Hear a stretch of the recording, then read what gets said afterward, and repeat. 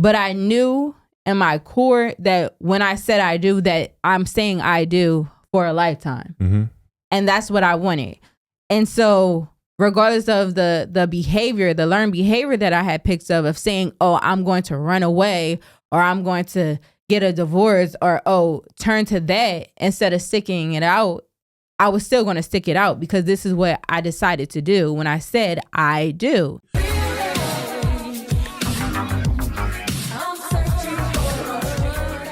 What's up, real ones? Welcome back to the Relationship Podcast, where we're bringing the real back to relationships. Yes, sir. I'm Asha Steele. I'm Devin Steele. And we're so excited that you guys are tuning in today. Yeah, we got another great episode for y'all today. But before we even get into this, we need y'all to do us a favor. If you're really a real one, since day one, we need you to subscribe to our podcast and also review it.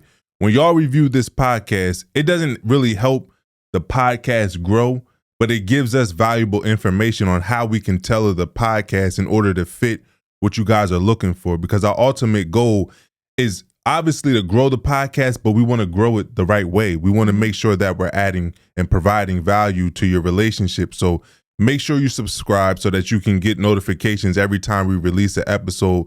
But definitely leave a review and let us know what you like about the podcast and what we can do better in order to make this podcast better. Absolutely. And make sure you guys are following us on social media platforms, right? Yeah. On Instagram and YouTube, TikTok. okay? TikTok, YouTube, all of that good stuff. Yeah. Facebook, we on all of those. So make sure y'all are following us on there and interacting and engaging with us. Yeah, and if you don't know how to leave a review, because a lot of people probably don't know how you can do it. I only can tell you how you can do it if you're using Apple, because that's what we look at the most. But when you go on to our podcast on Apple, all you have to do is scroll down to the bottom and it will have a section where you can leave a review. You can either leave a star review or you can leave a written review. We encourage you to do both because like we said, we don't really get a lot of feedback from the stars, but they're always great to see, that 4.9 stars out of 5. But we like to see the written review so that we can feel like we're connecting more with our audience and with our real ones. So that's how you can leave a review. And in our show notes, we're going to start leaving a link that you can just click on to that'll take you directly there. So we take the work out of what you have to do, so we make it as easy as possible. Yes, you guys. So moving right along to our keeping it real moment. Man, you want to keep it real? Yeah, I got a lot of stuff that I want to keep it real about, but I'm just going to keep it real about one thing today.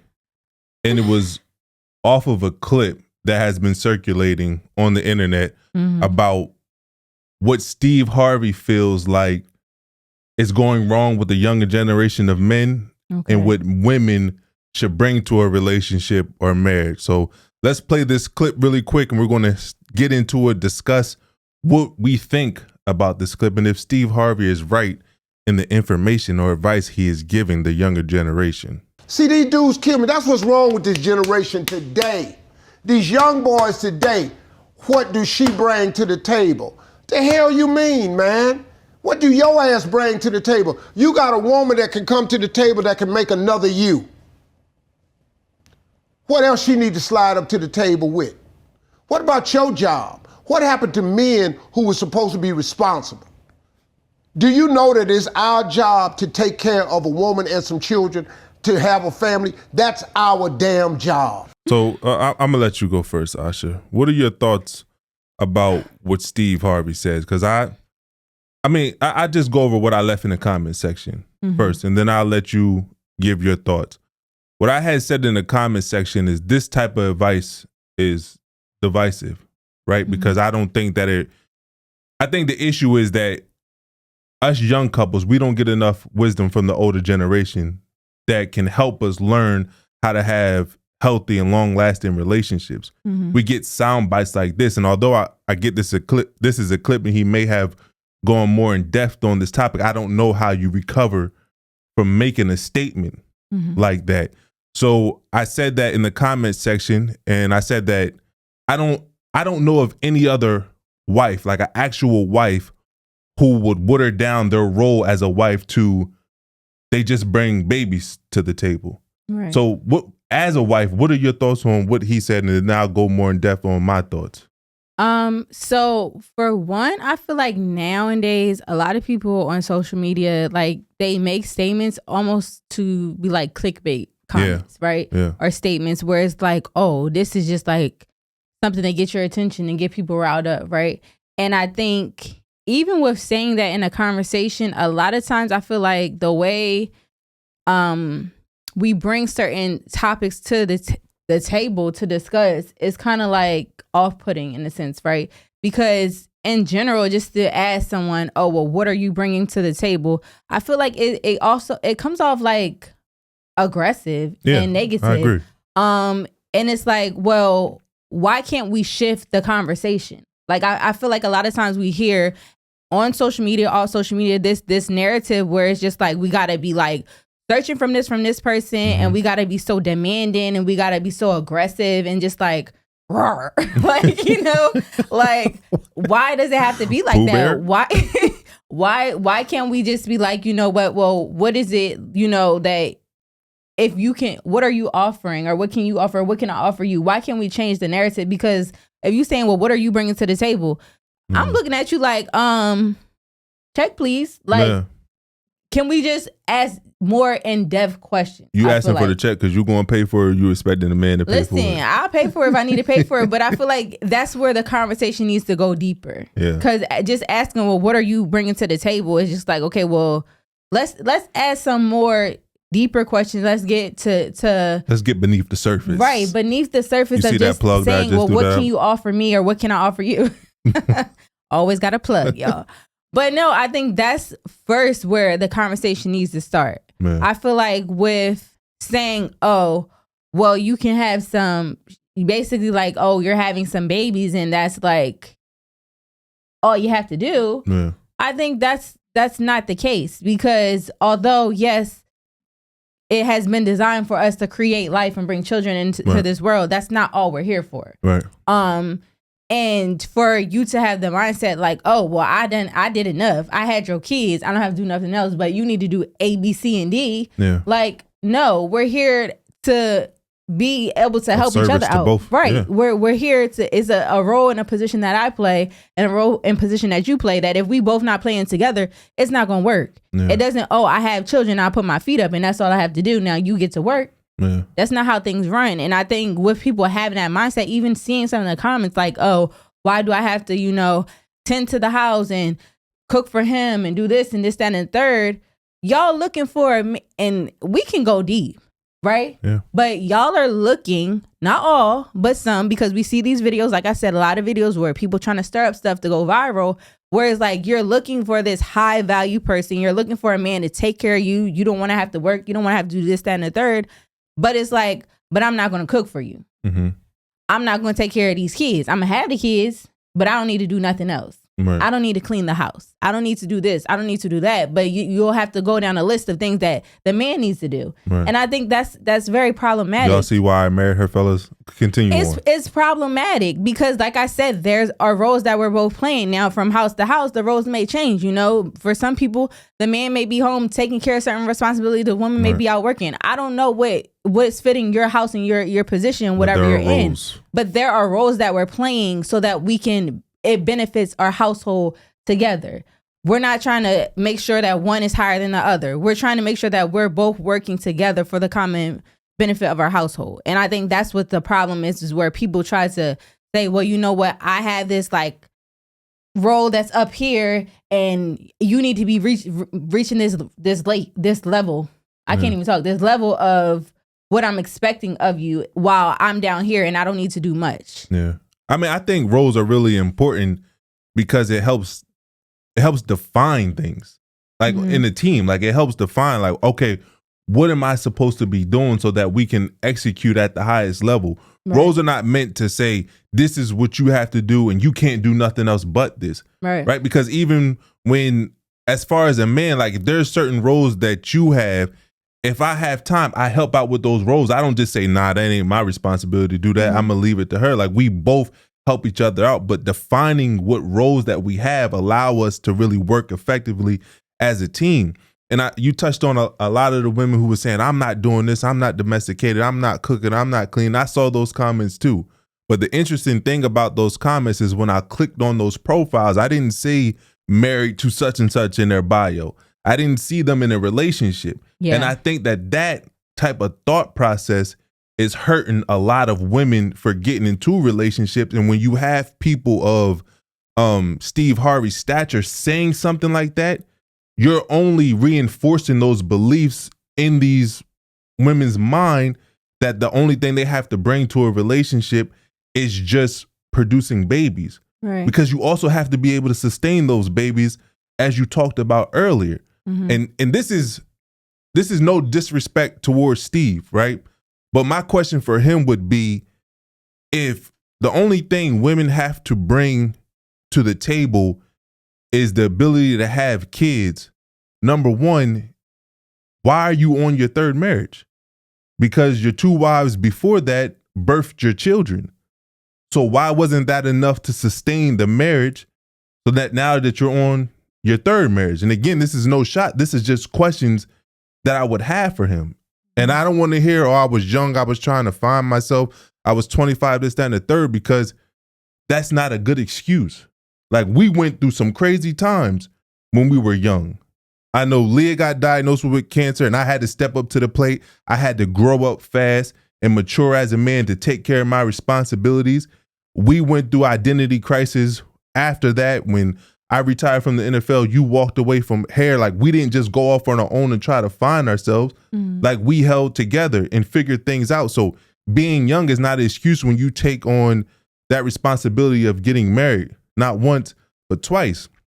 The second question I would have for him is, you don't have any biological children with your now wife.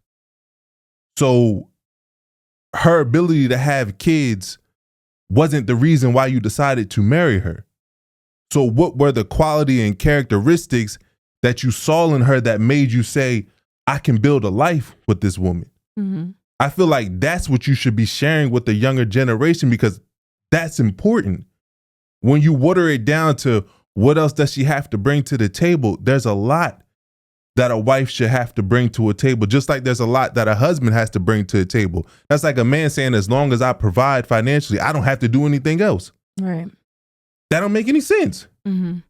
Because you have to be able to create that emotional safe space for your woman. You have to be able to provide that guidance, that sense of security, that love and affection, that softness.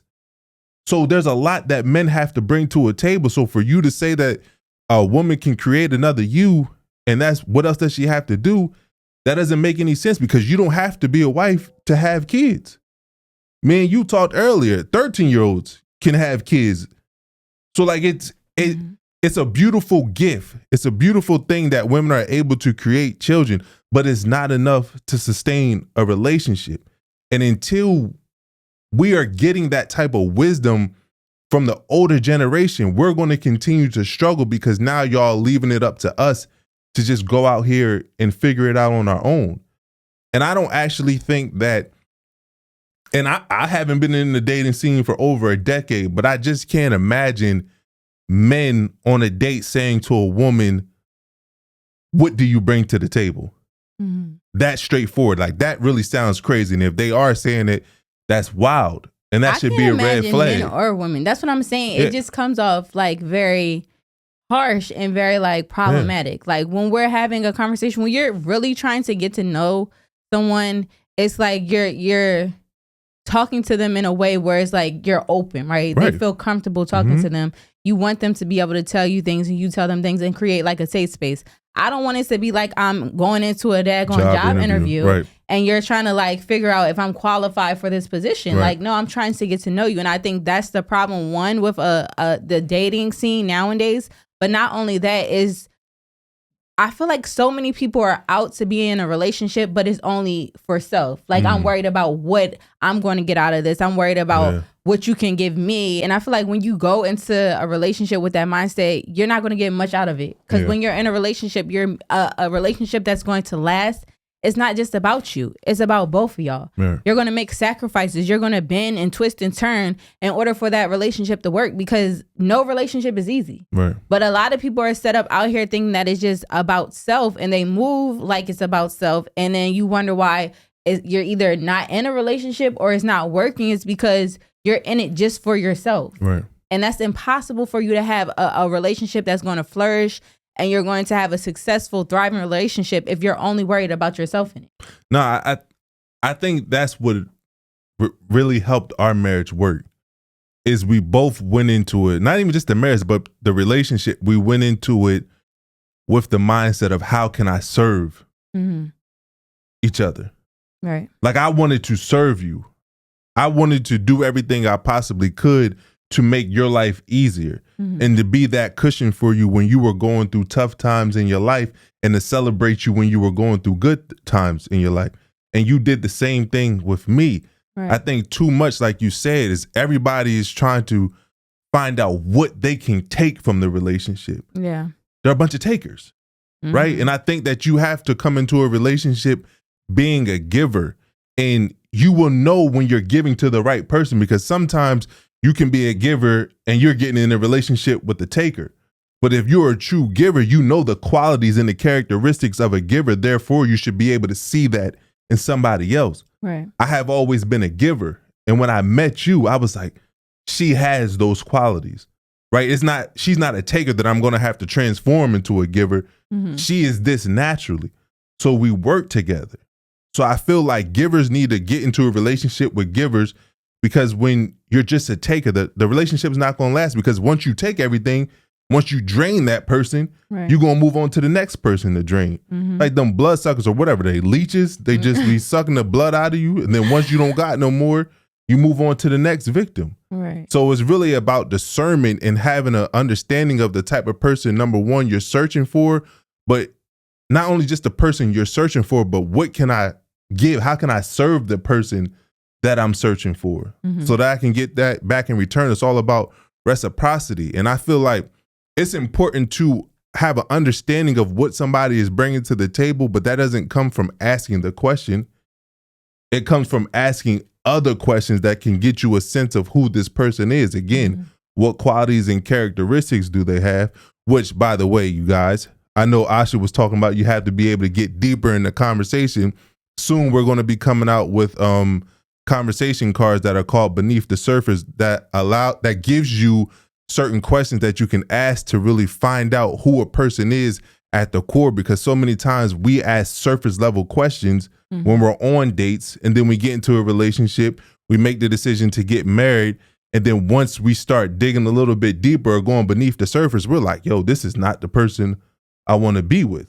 Right. So when you ask these probing questions that allow you to get beneath the surface of somebody and get to their core and get to their heart, I think you put yourself in a better position to succeed in relationships, in marriage. But I just think that the older generation just has to do a better job of giving us the real game, giving us the wisdom, and not pandering to women, because you see that a lot. And then, women really be believing in it. And then men are like, no, I don't just want that. I want more from my relationship. So right there, you have a division of people butting heads because you're not prepared to get into a relationship. Right. So I don't know, man. It's just tough. I saw so many women write me talk about, oh, you want your mom, you want me to be domesticated, you want me to cook, you want me to clean. I'm just like, yo, what are you talking about? It's like, well, what do you want to do, ma'am? Right? Well, what do you want to do? Man. Because it's just like you hear people, some women out there where it's just like, oh, well, I don't want to work. Yeah. So what do you want to do? Yeah. You don't want to work. You don't want to be at home cooking. You don't want to clean. You don't want to take care of the kids. You don't want to pay the bills. You don't want. Well, what do you want to do? Man, I saw some lady say, and oh my goodness, this resonated with me a lot. But I saw, and I don't even remember everything she said, but it was one part that she said in her comment that I was like, yo, she's right. She said, okay, so you want women to feel like they can just pull up to a relationship or a marriage with kids, and the man has to say, oh, that's all you need to bring. I take care of everything else. Like everything else is on me. But the moment you get divorced, the woman who only had to bring kids to the relationship then takes those kids away from you and then makes you fight to see your kids or be in your kids' life. So what is the man really getting out of a relationship? And I was like, that's true. That happens to so many men where they will get a divorce, or if they're not even married, they break up. They have to fight extremely hard to be in their child's life. Mm-hmm. So what did they get away from it but a broken heart, broken pocket, broken bank account, and they're scarred moving forward, and they're going to end up hurting another woman because of what a previous woman did to their life. Yeah. So I'm just asking all the old heads, all the older couples to like really give us the game. Give us the wisdom that we can use in order to create strong, healthy, and long-lasting relationships, and not this nonsense that y'all are putting out here, because it's not helping at all. It's divisive, and it's going to continue to impact relationships in a negative way, because this ain't real game. Yeah. But I feel like this kind of goes into our topic of discussion for today, of it being there is no I in we. Or is it? Or is it? That is the question. I think this is a real topic, because me and you had a conversation the other day that we wanted to bring onto the podcast, because oftentimes you hear in a relationship that two people come together and become one. Mm-hmm. You hear things like there's no I in team, but I think so often in relationships that people lose themselves. Mm-hmm. And one day, whether it's years or months later, they look up from the relationship and they're like, what happened to me? Mm-hmm. Who am I? I completely immersed myself in a relationship and I no longer know who I am anymore. And I know that we had this conversation because you experienced this in our relationship, which I want you to touch on a little bit before we actually get in depth and speak in general terms as far as losing yourself in a relationship. Yeah, so dang, you just want me to just roll it out. I keep passing off. We teams and you hot right now, so I'm passing you the rock. But no, I feel like there was definitely a season in our relationship where I felt like I had exhausted everything of me. Yeah. And kind of lost who I was, right? And I feel like we talked about this on a previous podcast a little bit, where it was, Devin was going through injuries while he was playing with the Bengals. It was a lot of injuries that he was battling that was affecting him on and off the field, having to go to, the hospital, having to deal with blood clots, having to deal with then Leah getting diagnosed with cancer. And it just seemed like it was just, everything was just piling on, one thing after another, right? And I had to step up, which I talked about earlier in this podcast, is when you're in a relationship, you make sacrifices, right? So if someone is not in a position where they was in, now it's time for you to step up if you really care. And that's what I felt like I had to do. Like mentally, emotionally, you wasn't there.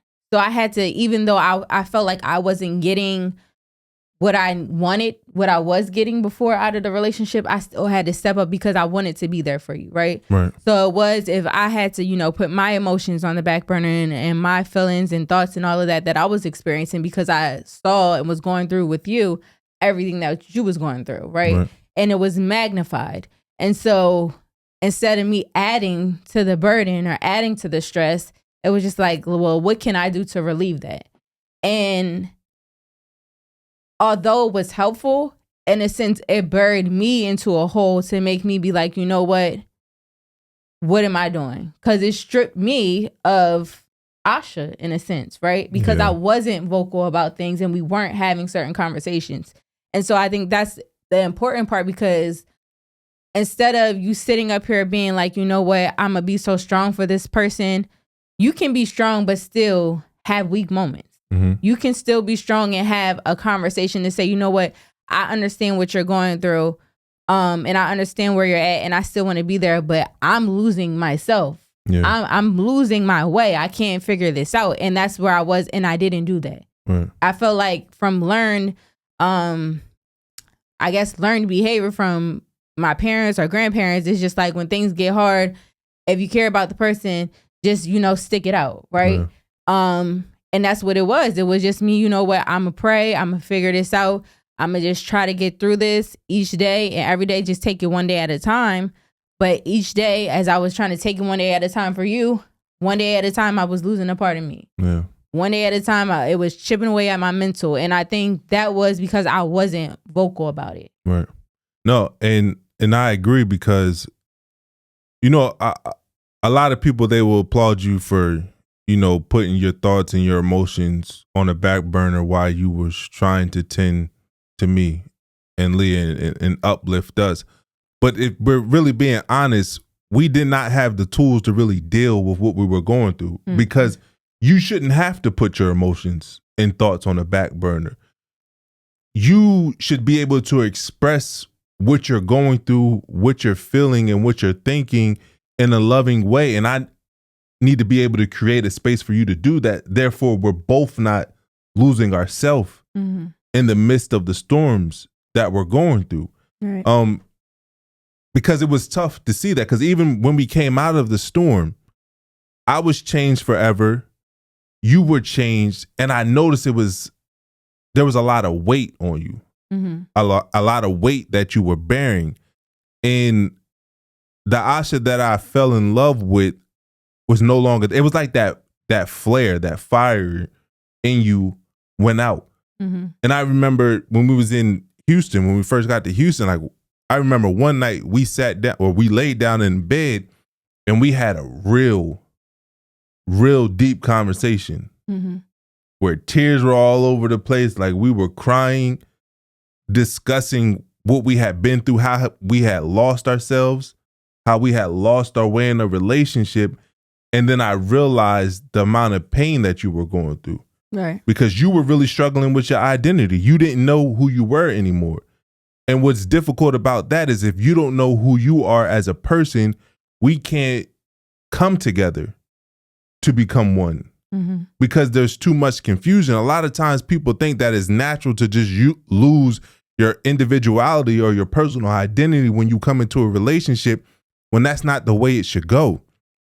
The more you know yourself as a person, the better you can show up in a relationship, because you know how you fit into the puzzle.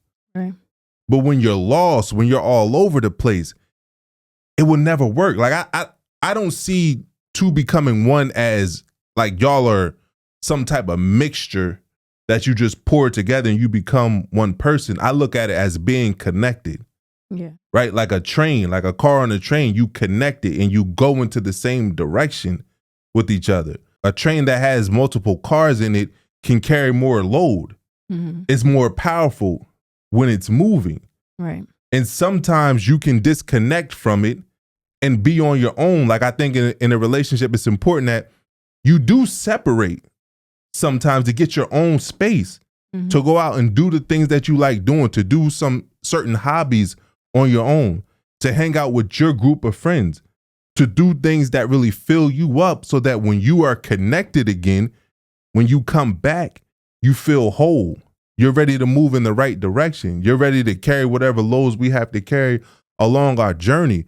But I don't feel like you have to shed your own personal identity in order to make a relationship work. You learn how those two separate identities can come together to become better. Yeah.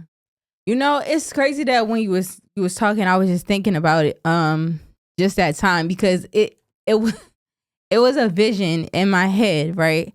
And if y'all can, like, all right, whether that's you so close Raven. your eyes, no, seriously, but whether you close your eyes or you just can hear and you can vision this, but it was like, to me, we were in this storm, right? We started out in this storm of everything going on, right? Side by side. And it was like, along that journey, like, I felt like I had an umbrella, right? And I'm holding this umbrella over both of us, right? But as I'm going through this journey and this storm with you, and we're getting what it seems like closer to the end of the storm and the sun coming out, I realized that I'm stripping away, like, my raincoat, right? And my rain boots.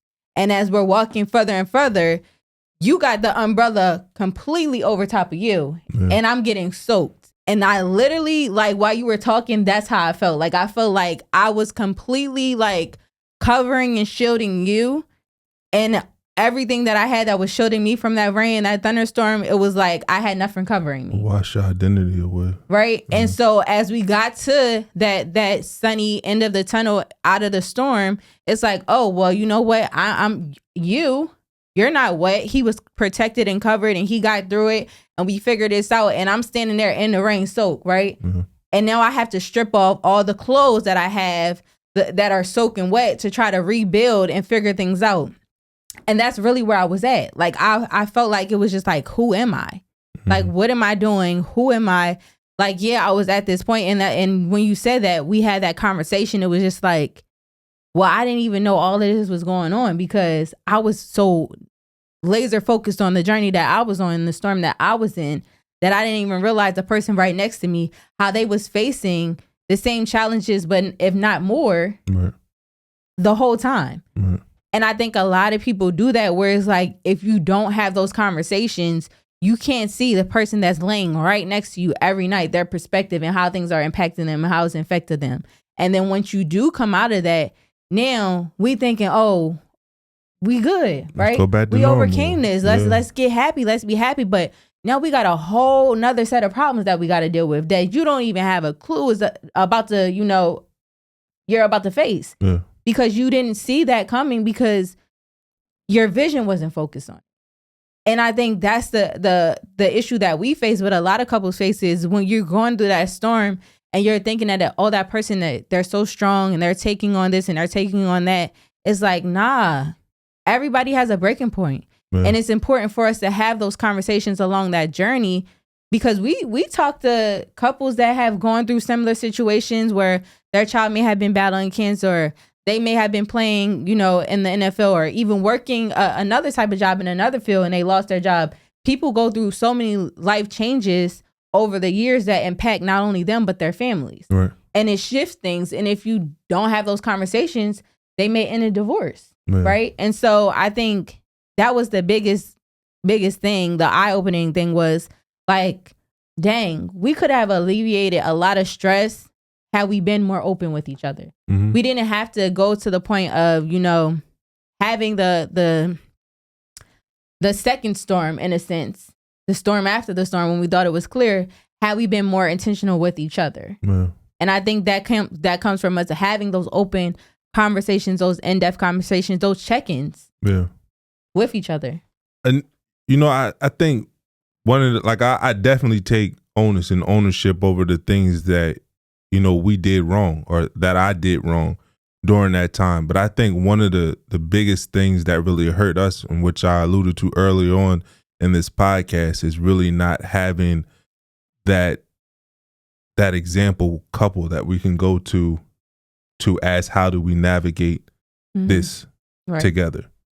Because we really had no idea. We was just learning on the fly about how to do it. And I know oftentimes when you ask for advice, people would tell you that you just got to be there and be strong. But if we would have had proper guidance, that would have sat us down and say, hey, look, I know y'all going through a tough time. Devin, your main focus right now is to get Leah healthy and make sure that she overcomes her battle with cancer. But you have to also put effort and focus on your relationship, because the more connected y'all are, the stronger you would be during this battle, because then y'all can both attack it together. Right. Instead of you feeling like you're having to take most of the responsibility or most of the burden on your own. Right. But because we lacked that type of guidance, we really struggled. And I don't even know what made me ask you that night. But it was just something like, I don't know, it was just something on my heart where I was just like, I never asked her how she felt during that time. Like, I thought once Leah got declared cancer free, it's like, all right, let's go back to how we was before. Because our relationship before that was good. Like, you were amazing. And you still were amazing during that time, but there was something different about you. Mm-hmm. Like you said, walking through the storm, I felt like it just washed a lot of your identity away from you. Mm-hmm. Because nobody was holding the umbrella over you because you were focused on protecting everybody else and being everybody else's shield. My question for you is, and I know a lot of people can benefit from this because I know a lot of people have lost their self in a relationship or in a marriage, and you may not have went through the type of storm where we went through, where you had a child that was battling a chronic health issue, but there may have been other things that have been going on. You became a mom, you became a dad, you lost your job, you switched careers, like whatever the case may be. There are a lot of different things that cause people to lose their identity within the relationship. What were some of the things that you did that allows you to start finding yourself again? And let me, how did you find yourself within the marriage? Because a lot of times people think that once I lose my identity, I have to lose this relationship or leave this relationship or marriage in order to find myself again. But how were you able to find yourself without removing yourself from the marriage? I think the first step was the conversation, because it allowed me to let go and be open. And I wasn't being that. I felt like I had built up this invisible wall, in a sense, that blocked me in, so that I didn't let the emotion out. And even what you're saying with people asking, or basically giving the advice of, oh, you just have to be strong, right? You don't know how that impacts somebody by telling them in times where they want to be weak. Yeah. Just be strong.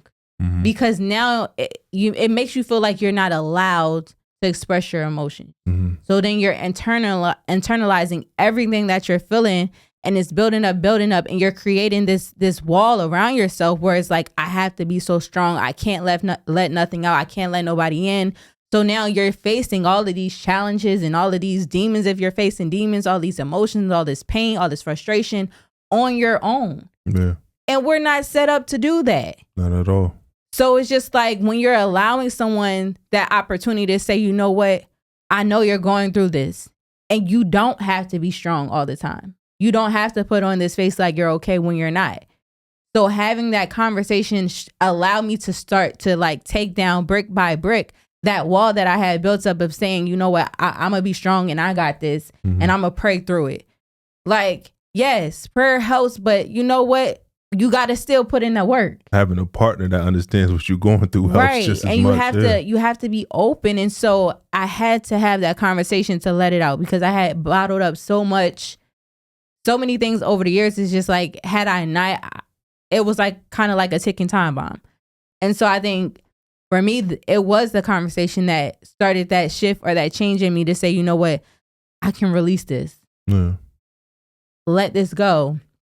And from there, it was us, if it was seeking counseling, trying to not only seek counseling for each other, but for myself, like trying to have a clear understanding of what it was that I wanted out of life. Mm-hmm.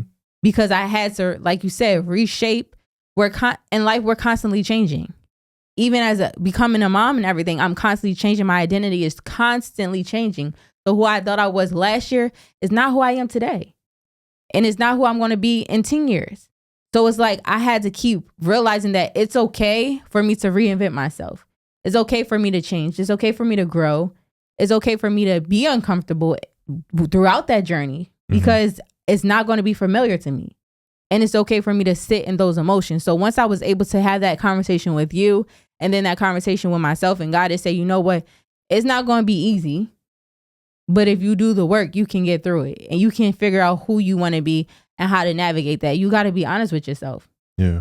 You got to be intentional. So I think that's really the first step, and the main step is to identify and acknowledge it. There's an issue. Yeah. We need to address this. I have an issue. I need to address this. Okay, now that I have an issue, let's put a plan in motion so that I can figure out how I can get the person that I want to be. And not even the person that I used to be, the person that I want to be moving forward. Because a lot of times the person that we was is not our best self. If you look back, and if I say, 5 years ago, and I look at who I was 5 years ago or 10 years ago, 10 years ago, and say, I want to go back to that wasn't my best self. Mm-hmm.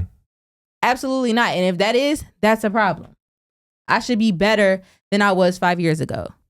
Yeah. So I just think that that's what I had to do, is I had to shift my mindset and my outlook on things for Asha, so that I can say, you know what, now I can reinvent myself and figure out who I was.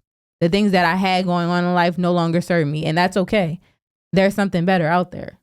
Yeah.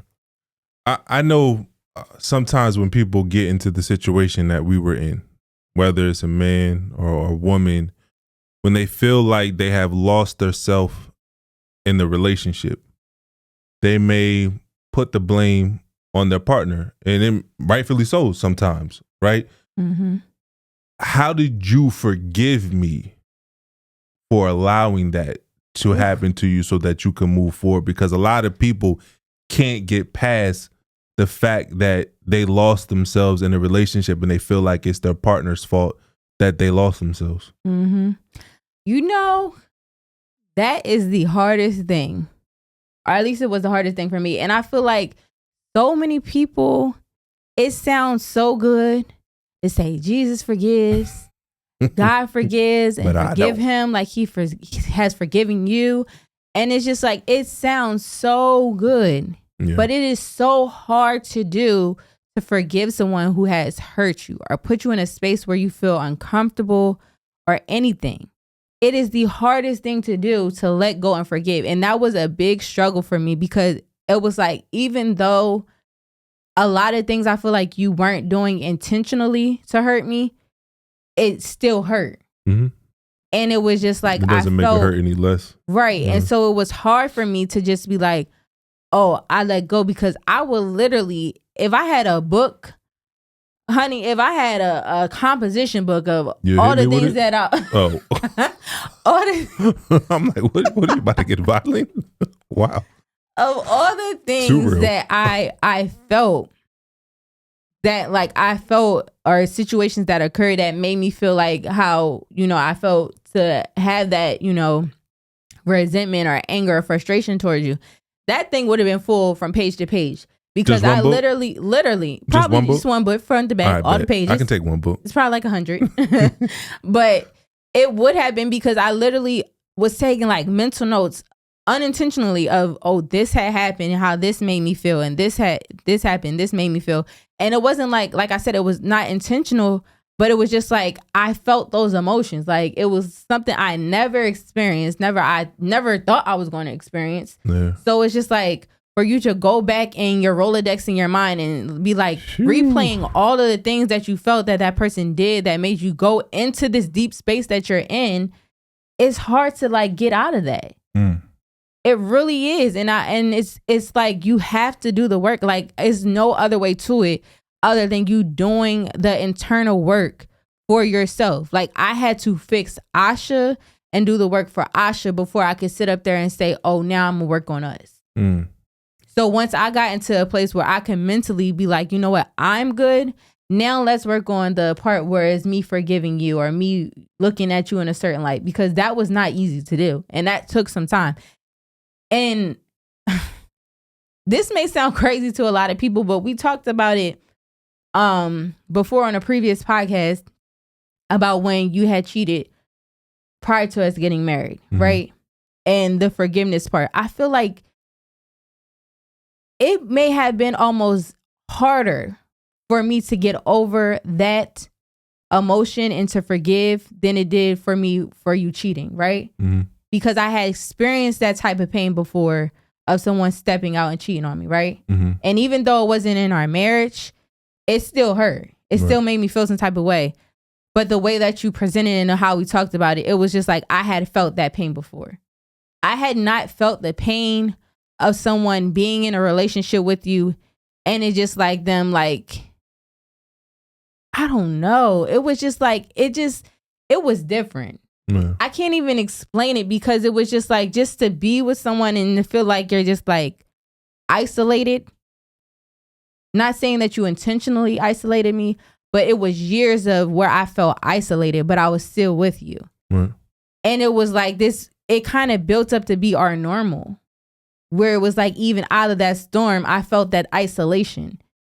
So it was hard for me to forgive that, because it was a pain that I never felt a feeling like, dang, I'm with somebody, but I feel completely secluded by myself on an island while you're over here. And so I think that was hard because I hadn't felt that pain before, and I hadn't felt that feeling of just being with someone but not with them, right? Have that person there to support, but not there to understand how I needed that support. Right. So I think that was the hardest thing, but it wasn't until us having those deep conversations. I feel like when you was willing to be open and willing to do the work and take responsibility and accountability for one, but not only that, you was able to work through it. Like we've said in plenty of time in coaching calls that we had did with other couples, like it takes time.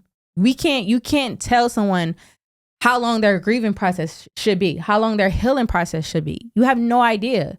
And the fact that you were willing to take that time with me and it wasn't pushed like, oh, well, I've been doing all of this for a year, all of this for however many months, you should be over it by now. Yeah. Like you were able to be patient and understand like, dang, like I did put you in a space all of this time and I can't dictate when you come out of that space. Yeah. I think that patience and that understanding and that willingness to say, you know what, I'm willing to work through this with you, help me to get over that and help me to forgive and work on our relationship to let you back in. You think the one thing that helped me practice that patience, because patience is extremely important, because this was built up over 2 years. Yeah. You're not going to fix 2 years of pain in a month of coaching, counseling, whatever you're trying to do to heal that pain. It's going to take probably just as long or even more time to really process and deal with it, because your body keeps score.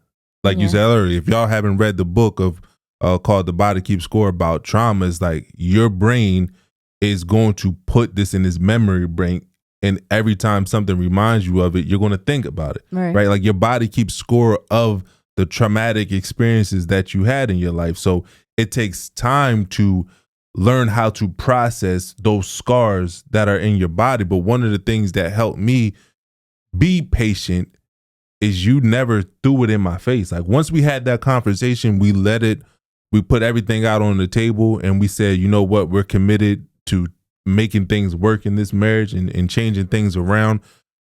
I can't tell you a time where, let's just say there was a trigger that went off, you didn't start like coming at me or throwing it in my face. Right. Like we worked at it as a team. I understood what you went through. I understood that this was going to be a process, that it was going to take a while. But by you not throwing it in my face afterwards allowed me to be able to practice that patience, because once somebody continuously throws something in your face, like when you make a decision together, like, yo, we're going to put in the work to overcome it, then that's what we need to do. If we're making the decision that we're going to move forward despite what's transpired in our past, you can't keep throwing the past into our present, because it won't allow us to create a future together. Right. So the fact that you never really did that, I never felt like, I was just like, well, how long is it going to take for you to overcome it? Because I think that's what happens with a lot of people. If somebody keeps throwing it in your face, the first couple of times you take it, you be like, all right, I know I messed up. I did something wrong. But if 2 months later, I'm not telling you need to be healed, 3, 4, 5 months later, again, I'm not telling you need to be healed, but if you still throwing that thing at me like we playing dodgeball and you smacking me in my face, what type of response do you expect from somebody? Because at this point, they're probably like, listen, this is never going to get better. Like I get she's going through a healing process or he going through a healing process, but I can't keep getting abused in the midst of this. Like it's probably better off that we just go our separate ways, because we can't coexist in the same space because too much trauma has happened. Right. I think the thing about that was, it's like for both of us, I feel like, but for me, I had never really seen a long lasting successful marriage, right? Never. Me either. And so when we decided that we were going to do this, we were going to do this. Like we had our moments, and especially I'll raise my hand. We talked about it before. Take accountability and responsibility. I love to see it. Where I had, because of my not seeing that, and because of the relationships that I did see, the marriages that I did see, kind of like made me think that, you know, when it was issues, it was easy to run away or easy to say, I'm going to get divorced. So it was times where that occurred, but I knew in my core that when I said I do, that I'm saying I do for a lifetime. Mm-hmm. And that's what I wanted. And so regardless of the behavior, the learned behavior that I had picked up of saying, oh, I'm going to run away or I'm going to get a divorce or, oh, turn to that instead of sticking it out, I was still going to stick it out because this is what I decided to do when I said I do. Yeah. And so I understood that we're going to have to work through this. Like when we took those vows, it was till death do us part. And it wasn't going to be easy. No one said that a marriage was going to be easy. No one said everything's going to be perfect. There was going to be hard times and there's going to be sad days and there's going to be obstacles and challenges, but it's how can we work through that? And so, yeah, that put a lot of a toll on me, but I understood that with the work that we put in, with the resources that we use, the tools that we use, that we could get through it. Mm-hmm. And so it was just me looking to the future and looking toward that because I don't want to end up like the relationships that I had seen around me growing up, right? Because even seeing them now, if they didn't work, and I'm gonna call it what it is, it's not working now, right? Yeah. If you didn't have a successful marriage and I've seen that, and now 20, 40 years later, you're not in a successful marriage or you're maybe by yourself and not in a space where you feel good about it. I don't want that. Right? And I want to be with my husband, not just to be with him, but I want us to flourish and thrive in a very long lasting, loving, healthy relationship. And so I have to put in that work to do that. And so when we had those conversations, it allowed for us to really break down certain barriers to say, you know what, we trying to change this. Mm-hmm. Because like we said, we don't have the guidance to say what to do or what not to do. And that, like you were saying, going back to the Steve Harvey thing, it's so important to see that from other marriages and other couples that have gone through things and have worked through them. Yeah. Because we don't see enough of it. Right.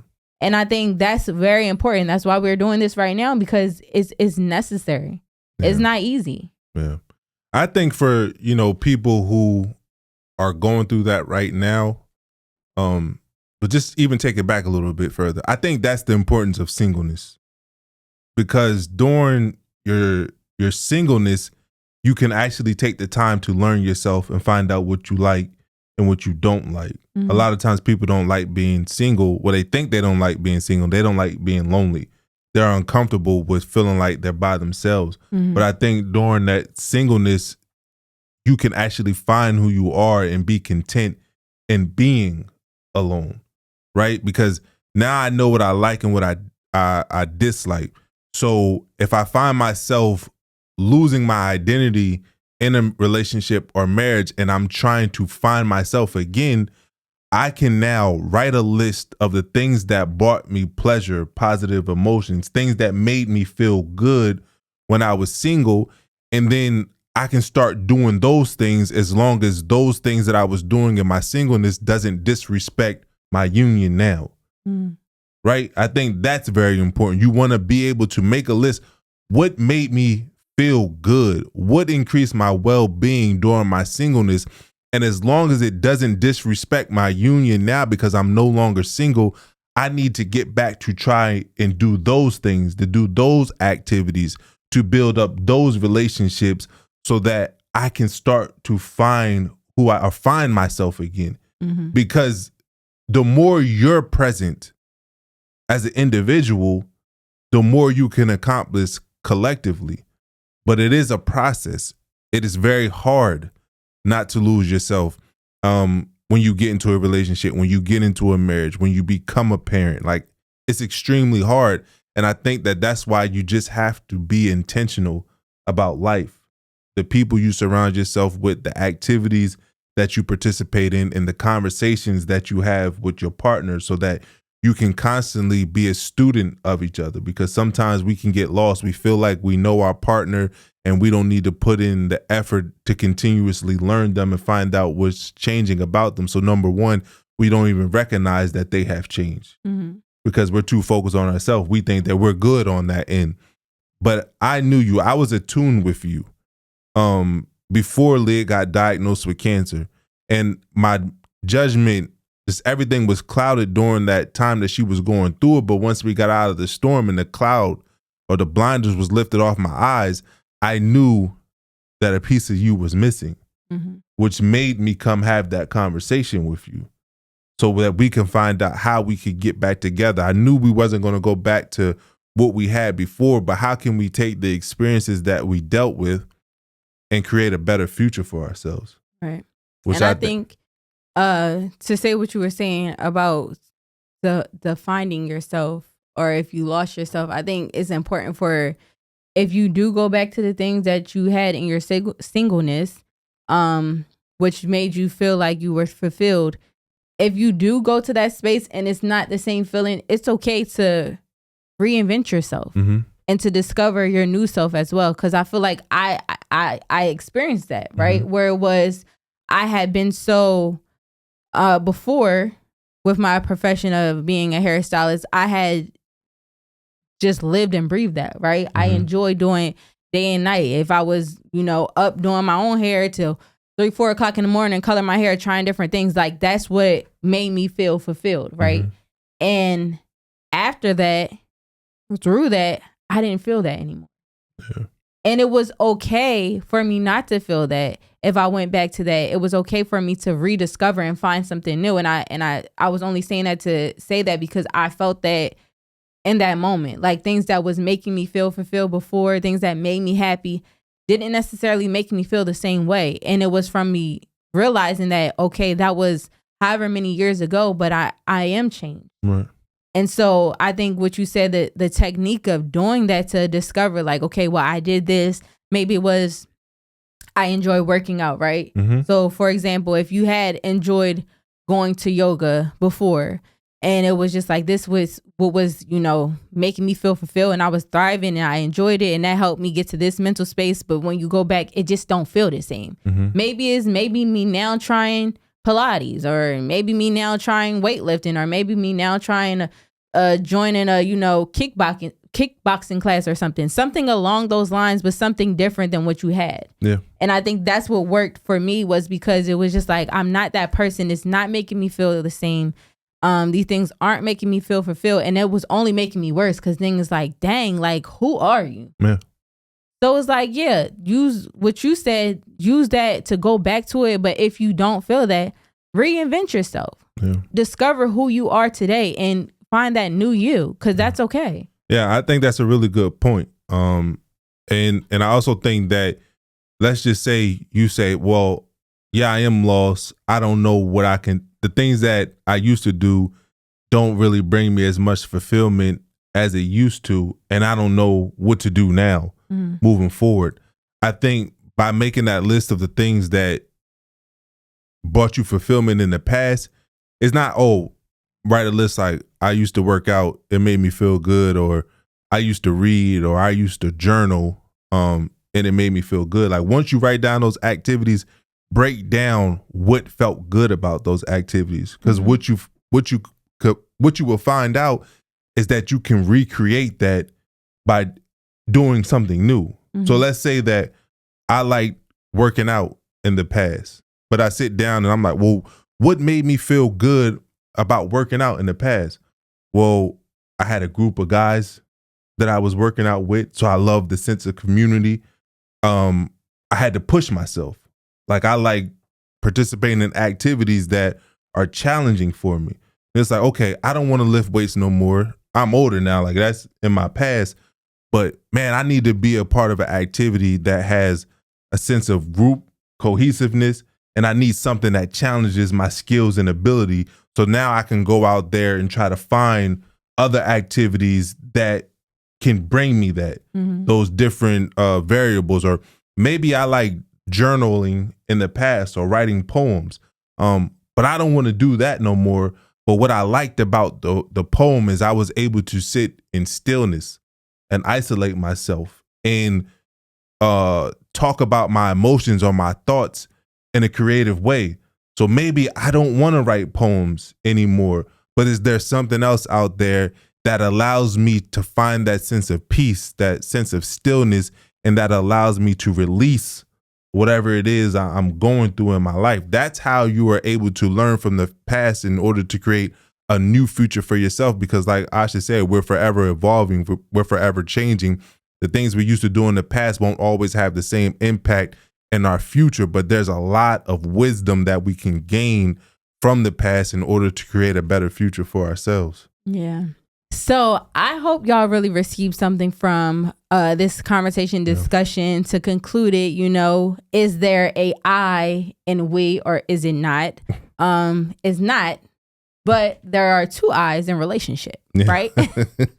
So that means we put it together and we are working not only for ourselves, but for the common goal of our relationship. So it's important to make sure that you do have your own personal goals. It is important for you to prioritize yourself and make sure that you're doing things intentional for you, because in the long run, I feel like it's going to benefit your relationship in both of y'all, right? I agree. So until next time, you guys, keep it real. Yes, sir.